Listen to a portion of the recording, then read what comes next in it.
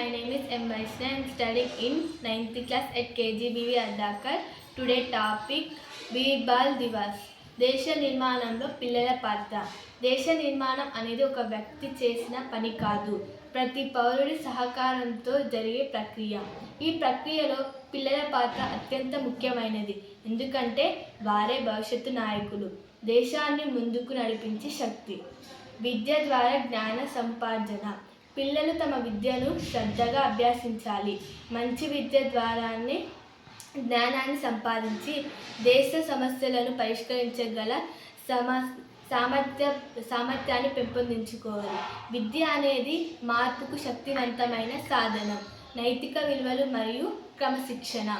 చిన్నతనం నుండే నైతిక విలువలు క్రమశిక్షణను అలవర్చుకోవడం చాలా అవసరం. ఇది వారి వ్యక్తిత్వాన్ని నిర్మించడమే కాకుండా దేశ పౌరులుగా వారి బాధ్యతను గుర్తు చేస్తుంది. స్వామి వివేకానంద స్ఫూర్తితో వ్యక్తి నిర్మాణమే జాతీయ పునర్నిర్మాణానికి పునాది అని గుర్తుంచుకోవాలి. ముగింపు. పిల్లలు దేశీ భవిష్యత్తుకు పునాది. వారి సరైన మార్గంలో నడిపించి వారికి అవసరమైన విద్య,